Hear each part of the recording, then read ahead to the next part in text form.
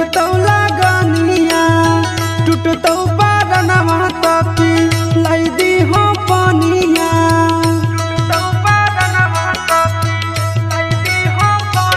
एगे अइलौ लगनवा जानू बैठतौ लगनिया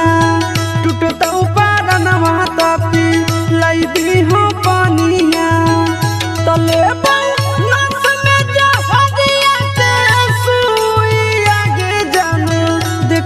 तो धुइया लहर पानी भरई तो कुइया में जानू देखी हो तो धुइया लहर पानी भरई तो कुइया में जानू देखी हो तो धुइया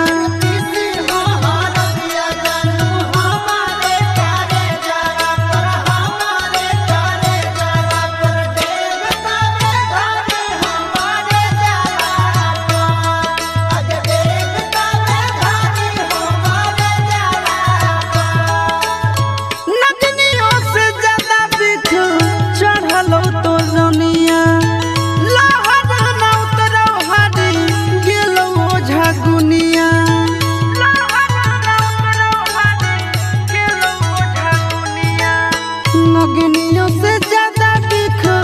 चढ़ल तो रनिया लहर न उतरल हरी गेलो झगुनिया कि मरल धरल रहबौ हम भुइया में जानू देखी हो तो धुइया लहर पानी भरई तो कुइया में जानू देखी हो तो धुइया लहर पानी भरई तो कुइया में जानू देखी हो तो धुइया हमरा से नाता तोड़ी हमरा अकेले छोड़ी हमरा अकेले छोड़ी चल गई भोरे ससुर रलिया सजनी आगे चल गई भोरे ससुर रलिया सजनी आगे धरती के परत से काट देना ना मुझे स्वर्ग चाहे नरक जगह दे द कहे राम जी स्वर्ग चाहे नरक जगह दे द कहे राम जी धरती के परत से काट देना ना मुझे